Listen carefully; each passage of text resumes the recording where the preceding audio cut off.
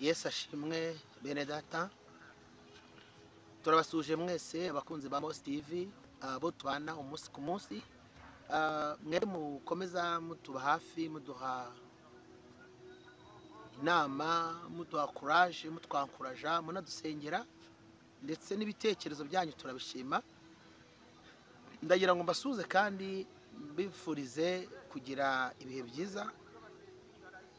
Nkomeze kubabwira ngo n'ubundi biganiro byacu ni ijambo ry'Imana, ni ugusenga bingana n'uko Imana ituyoboye, ni ukugusengera, ni inama n'ibindi bingana n'uko Imana iduhishuriye.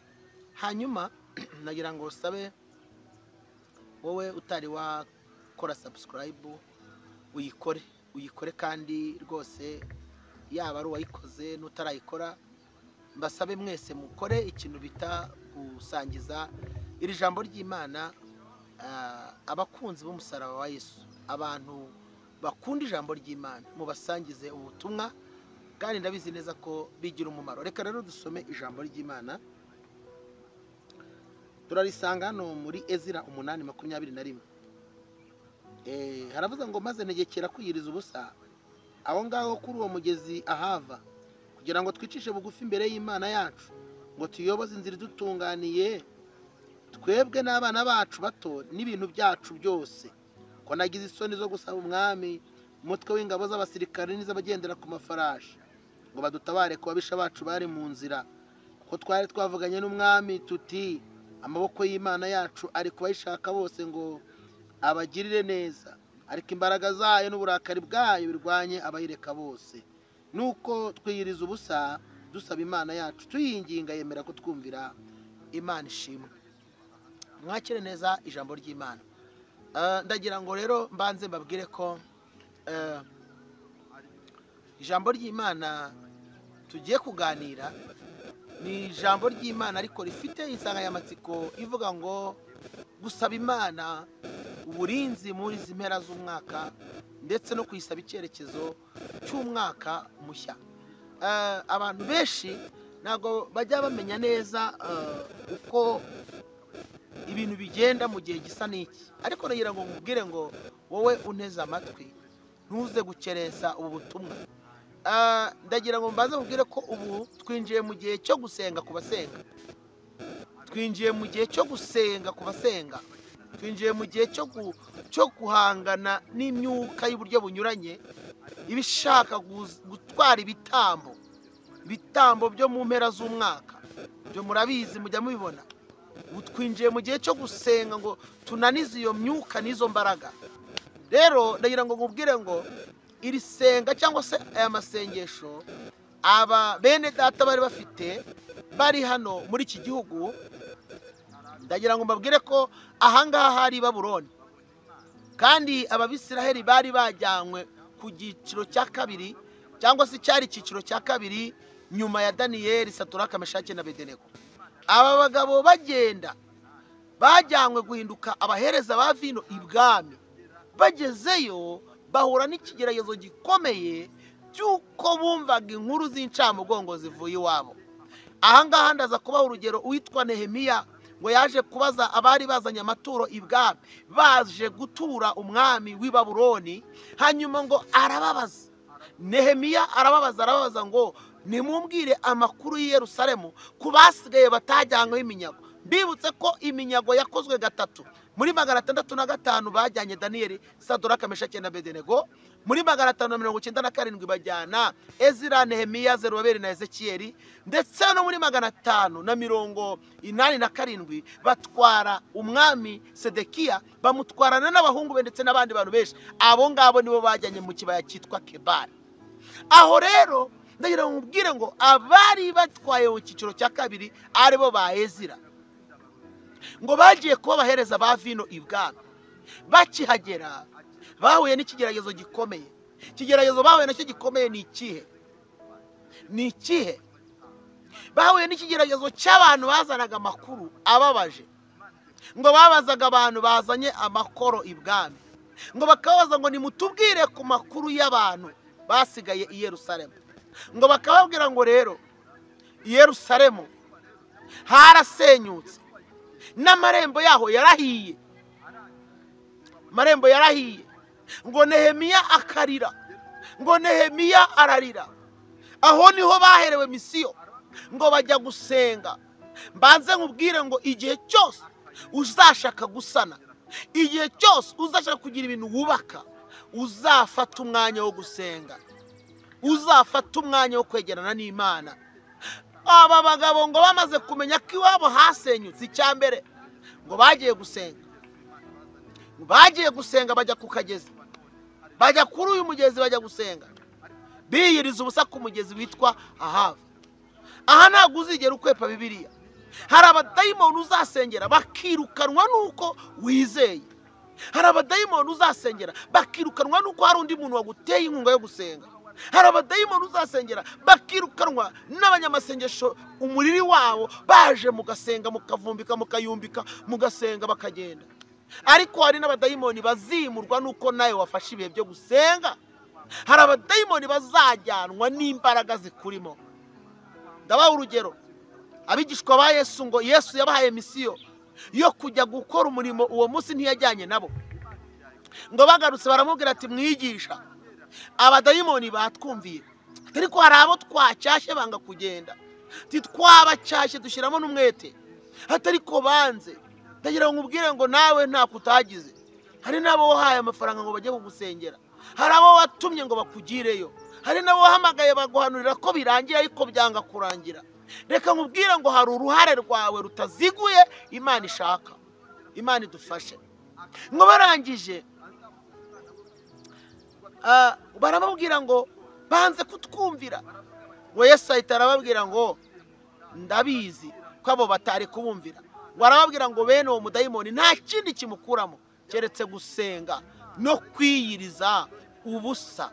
Ndagira ngo nkubwire mwene data, mushiki wanjye unkurikiye, nta kindi kizagukiza, nta kindi kizagukuraho iyo ngoyi, nta kindi kizabohora ubuzima bwawe mu buryo bwuzuye, nuko muri wowe habamo ibihe bishya, habamo ibihe bizana Imana muri wowe, ibihe bituza Imana muri wowe, ibihe bituma Imana ikorera muri wowe n'aho abantu baba batakureba, n'aho abantu baba batari kumwe nawe. Ukeneye ibihe bizana Imana, ukeneye ibihe Imana ikoreramo, ukeneye ibihe Imana ivugiramo. Oh haleluya, oh haleluya. Hanyuma aba bagabo ngo bajya gusenga, bajyanwa n'ibintu bitatu.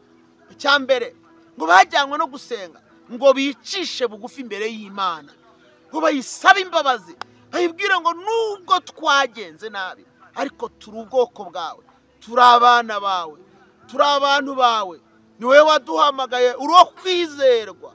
Imana ishimwe. Oh haleluya, Imana ishimwe. Ngo barasenga, ngo baca bugufi. Iyo yari impamvu ya mbere mu bintu bikomeye, kigiye gikomeye. Abantu mwuka wo guca bugufi wababanye ikibazo, kwicisha bugufi byabaye ikibazo. Ariko nagira ngo nkubwire ngo mwene data, ushake uko waba umeze kose, ushake ube wumva hari ahantu ugeze, ushake uba uri umuhanuzi, ariko mu bintu ukora wongereho guca bugufi kugira ngo umenye icyo Imana ishaka, kugira ngo umenye icyo Imana igushakaho. O tarine more andestanso. Ngo baca bugufi. Ibya kabiri ngo bajyanwa no kugira ngo basabe Imana ibayobora inzira, ibabwira aho bazakandagira, ibabwira aho bazanyura, ibabwira aho bazahagarara. Reka nkubwire ngo iki kintu cyitwa kuyoboza Imana inzira ni ikintu gikomeye, ni igihombo, ni ingaruka ikomeye. Abantu bakabije kwiyobora, abantu bakabije kwiyobora. Munariyobora akavuga ati ndava hano njya ahangaha, yagerayo yahura n'amakuba ariko Mana ungenje ute kandi naragusenze. Ariko nayo nkubwire ngo mbere yuko ubwira Imana ngo ikugenje gute, ahubwo nawe wari ukwiye kwibaza ngo ubundi ngiye uruhare mfite muri ibi bintu ni uruhe. Ijambo rya kabiri, munariyobora akagenda agashinga umushinga hariya, umushinga wahomba akagaruka akabwira Imana ngo Mana uriya mushinga wanjye warahombye, wangenje ute. Ariko rero nkubwire ngo ntabwo sinakubuza gukora, kandi icyo ngicyo nacyo mwiseguraho cyane. Ngewe nkunda abantu bakora, nkunda abantu bashakisha, nkunda abantu bagerageza gukoresha amaboko yabo. Ibyo bintu Imana iranabikunda kandi izaguha umugisha. Niko yavuze mu ijambo ryayo. Yaravuze ngo ahirwa abagwa neza bazahabwa isi. Yaravuze ngo nimuvuge ko abakiranutsi bazagubwa neza, bazatungwa n'imirimo y'amaboko yabo. Amaboko yawe akore, ariko nanone ubaze Imana ngo ese ni ibi ngibi ushaka ko njyamo? Ushobora kuba ushaka gucuruza imyenda kandi Imana ashaka gucuruza amatora. Ushaka kuba ushaka gukora muri iriya ofisi kandi Imana ashaka ko wikorera. Ushaka kuba ugiye kwikorera kandi Imana ashaka kujya kudepoza ugakora akazi. Ushaka kuba ushaka gushaka umukobwa w'inzobe kandi Imana yari yarakugeneye umukobwa utari inzobe. Kwiyobora, mwuka wo kwiyobora. Ngo baragenda bayoboza Imana inzira, barayibaza ngo Mana tuyobore, hatari wowe udahari ntago twabishobora, utabanye natwe. Reka nkubwire, nta muntu turabona wabaye inshuti y'Imana ku rwego rungana n'urwa Mose. Ariko Mose yayobozaga Imana inzira akanatinya, kugeza ku rwego ayibwira ngo nutajyana natwe ntudukure inaha. Ariko niki gituma wijyana? Ariko niki gitumye wiyoboye? Iki gitumye wigiye imbere? Kubera ko gusa wumva hari document ufite. Era nkubwire ngo document ufite. Era nkubwire ngo umuntu ashobora kuba ari umuhanga mu gusobanura ibintu, ariko Imana itabana nawe yagera mu kizamini akadidimanga. Inshuti y'umusaraba, gabanya kwiyobora. Abakera Bibiliya yavuze ngo mugere ikirenge mu cyanjye, niko Yesu yavuze. Niba abakera batubanjirije barayobozaga Imana inzira, ni iki kikutinyuye? Ni izihe mbaraga ufite? Ni ubuhe bushizi bw'amanga buri kukugira inama yo kwiyobora ku rwego rungana rutyo? Ku rwego ushobora kujya guhitamo umuntu muzabana akaramata utigeze usenga, utigeze usenga, utigeze usenga, utigeze usenga, utigeze usenga, nta no kugisha Imana inama, nta no gupfukama basi ngo uyibwire uti nje ukonde.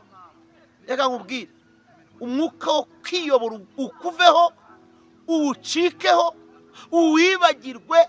Ni isoko, ni icyanzu, n'inzira y'abadayimoni banyuramo bakunaniza. Kandi reka nkubwire ngo iyo ubikoze none ukabikora n'ejo, ugera ukananirwa, ukababara. Rero umutima wawe ukababara, kumva ucitse intege. Kandi iyo bimaze kumera gutyo, kuko waciye mu isezerano ukiyobora, Bibiliya yavuze ngo muri Daniyeli yaravuze ngo abantu baca mu isezerano nta mpamvu azabayobesha kubasheshyenga. Satani ahita gutegurira abahanuzi hafi aho, bakakubwira ko ibyo bintu byawe Imana yabishimye, yanabyemeye. Ariko se yabishimye ubijyamo mwari kumwe, waraganiye n'Imana? Wabajije Imana niba wowe ari ukwiye kwerekeza urucundura rwawe? Ese wabajije Imana niba wowe ari ukwiye kuba koko? Wabajije Imana ubuse ni gute Imana yakwemerera gutwara umugabo w'abandi? Ese ni gute Imana yakwemerera gutwara umugore w'abandi? Ni gute se Imana yakwemerera ko ugambanira umuntu kugira ngo umukure mu kazi? Warangiza kandi ugahagarara ukavuga ngo ndashima Imana ko yampaye akazi. Reka nkubwire, umwuka wo kwiyobora nta handi ujyana, ni mu rwobo rwo kurimbuka, ni mu ngaruka mbi, ibintu byose uhinduka amarira. Reka nkubwire, Imana ifite ibyawe yateguye, ifite inzira yawe kandi iboneye. Ukiyobora, ukayoborwa n'umubiri, irari rikakuyobora ku rwego udashobora gukontorora irari ryawe, ugakorera ibyaha mu murimo by'ubusambanyi n'ibindi, ukiba, ukiyobora, ukiyobora ugahemuka. Umuntu wakugire neza ukamwibagirwa ukamukorera. Reka nkubwire, Imana yambwiye ngo ugarukiraho. Imana yambwiye ngo uyiyoboze inzira, iracyari yera, iracyabishoboye. Ariko reka nkubwire, dore iyi ni Bibiliya, ni ijambo ry'Imana, niyo muyobozi utayobya. Aba barasenze kandi reka nkubwire, ukurikije ubuzima abandi bari babayemo mu kibaya Kebari, bo nta kibazo bari bafite. Bararyaga, baranywaga, ndetse n'ubunyage nubwo bari w'abandi. Ariko urebye ukurikije imibereho, nibo bari mu cyiciro cy'ubuzima bwiza kuruta abo bose bari mu kibaya cya Kebari.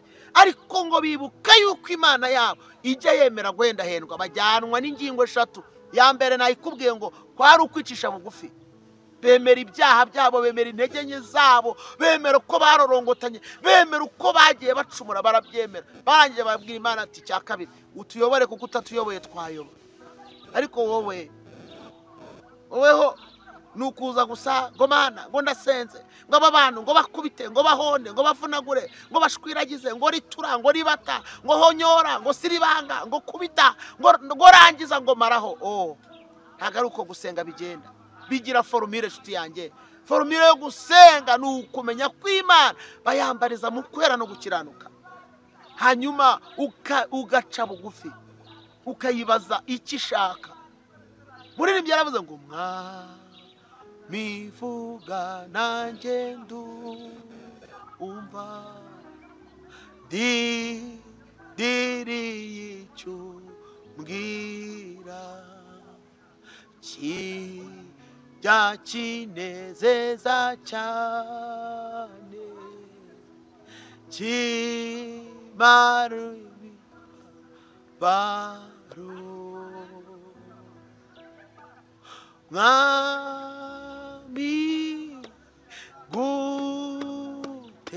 guteza amatwi icyo ushakaho ni iki.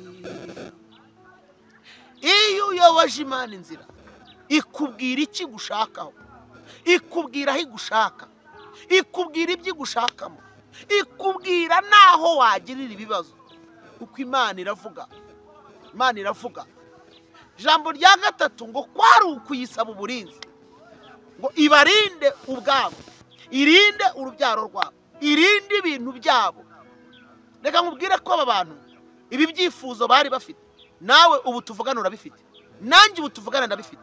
Waretse tukifatanya tugasenga ko tugeze mu mpera z'umwaka, aho Satani abari gusabiriza abantu, aho imbaraga z'umwijima zomborokera abantu rwihishwa, abantu bagenda batanga abantu babatangaho ibitambo kugira ngo bese imihigo aho bapatanye. Wanyemereye tugasengana, wanyemereye tugahaguruka. Iyi minsi dusigaranye yo gusoza umwaka tukayigira impamvu yo gusenga, tukegamira amaboko y'Imana, tukabwira Imana ngo n'ubundi aho twanyuze ni wewe wabanye natwe, tukabwira Imana ngo uri umunyamaboko, tukabwira Imana ngo uri umutabazi. Odeza rose boni guide boss, tukabwira Imana ko ari yera, tukayihamagara. Imana izaza ntabwo izaceceka. Ndahira nkubwire ngo njyewe ndi mu gihe cyo gusenga, kandi ndi kugusengera nawe. Ndimo nkwingingira, nje ndumva mbwira Imana ngo haguruka wongere ufata ijambo, haguruka wongere ubuze umutekano imigambi ya Satani, haguruka wongere wica inama z'abadayimoni, haguruka ukora umurimo wawe, haguruka urengera abera, haguruka bezini fore beriaba dahosika ndonimeni fo ezikasone berigayi etika. Imana yawe yongere ihaguruka, Imana yawe yongere ihaguruka. Ngo barasenga abayobozi Imana inzira, Imana iramanuka, Imana iramanuka. Ngibabwira ikintu cya kane, irababwira ngo muri ibyo bintu bitatu mwasabye byose nabyumvishije, ariko ngiye kubaha icya kane gikomeye. Ngibaha icya kane gikomeye cyitwa umwuka w'igikundiro, cyitwa umwuka w'igikundiro. Ahira nkubwira ngo Imana ikwirukane icyangiro kikuriho, Imana ikwirukane icyangiro gituruka muri karande y'umuryango w'iwanyu, Imana ikwirukane icyangiro baguteye bagiye kukuraguriza, Imana ikwirukane icyo cyangiro gituma urugo rwawe rugiye gusenyuka. Forte taso de by the four. Imana ikwirukane icyo cyangiro kiri gutuma abakiriya bakata bagakwepa umuryango wawe wagira ngo uhagazeho intare. Imana ikwirukane icyo cyangiro gituma ugize iyo myaka utarashaka di. Imana ikwirukane icyo cyangiro kandi kijyane n'uyu mwaka mu izina rya Yesu. Dore ntabwo ari wowe mvumye, ariko mvumye icyo cyangiro kikuveho mu izina rya Yesu. Ndakivumye nikijyane n'uyu mwaka n'aya matariki, kizaherane nawo. Uzinjire mu mwaka ufite amashimwe, uzinjire mu mwaka ufite ubuhamya bushya.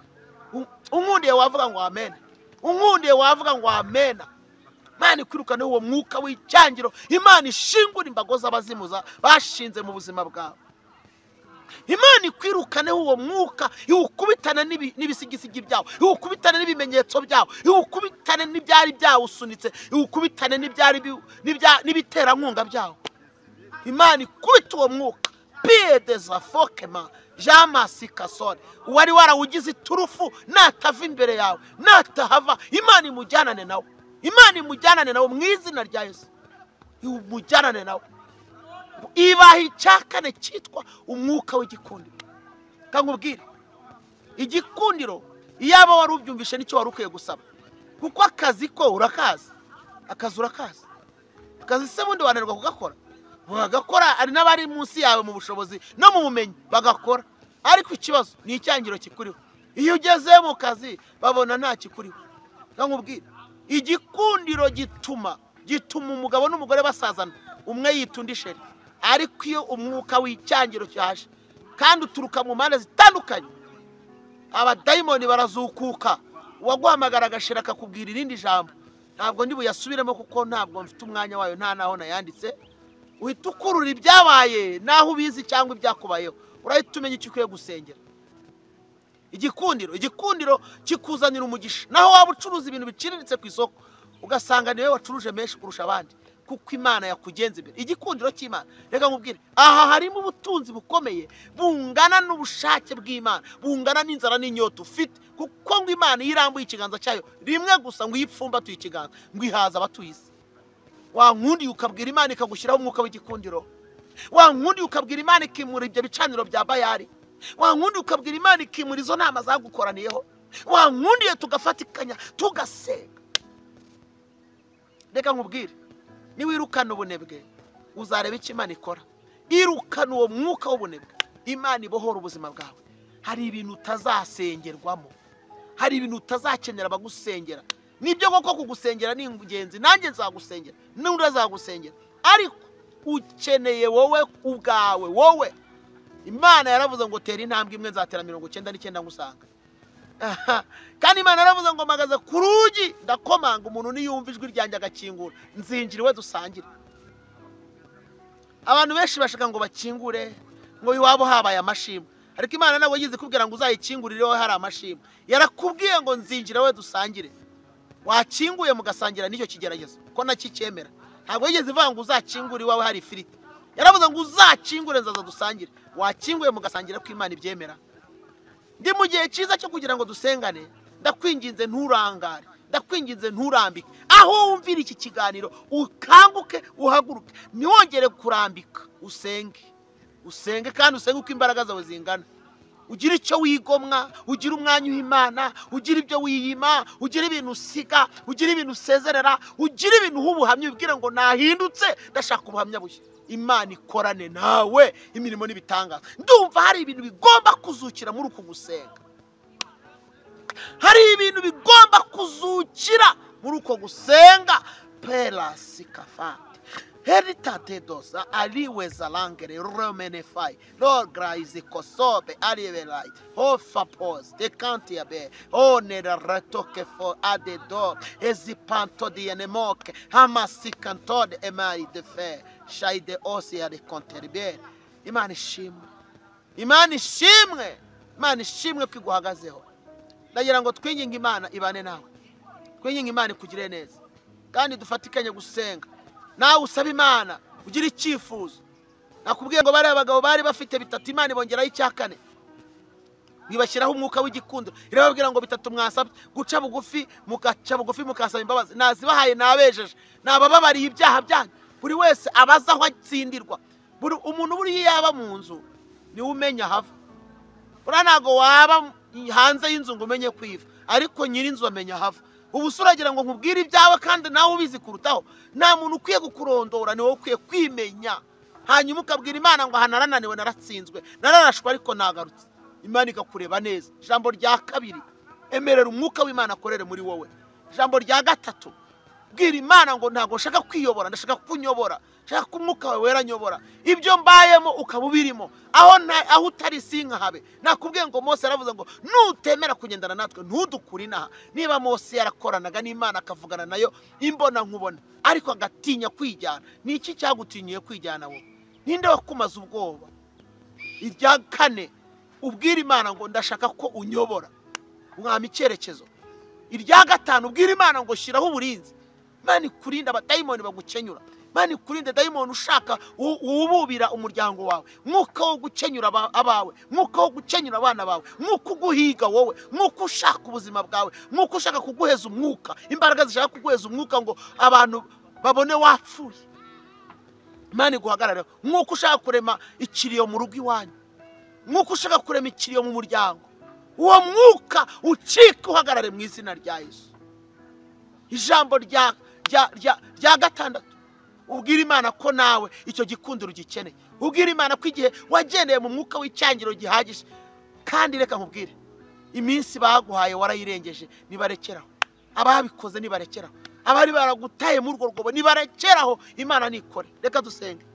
Nkundira uvuga aya magambo. Mwami Yesu, ndagushimiye ko ungiriye neza, ndagushimiye ko umpaye umwanya, ndagushimiye ko umpaye uburyo, ndagushimiye ko unyijije kandi ukambohora, ugahindura ubuzima bwanjye. Guhera kuri iyi tariki nanjye unkize ubugingo bwanjye bukire, umbohore kandi guhera uyu munsi unyubake ndubakika, uneshereze, unsindire ibyansindaga, kandi izina ryanjye rikuri abadayimoni barijyanye. Nkubise hasi ibyangenzaga, nakiye ubuzima bushya, nakiye icyerekezo, nakiye kuyoborwa nawe, nakiye kugendana nawe, nakiye umwuka wawe, nakiye igikundiro cyawe. Feva yawe nimbeho, urakoze kukumburanye kandi ukaburana ubugingo bwanjye, ukaburana n'ibyanjye, guhera none n'iteka ryose, mu izina rya Yesu, amen. Shalom shalom, turabakunda, mugire ibihe byiza. Mwari kumwe na Reverend Pasteur Moise Sindayigaya. Tuzakomeza kuganira kandi dukomeje gusenga.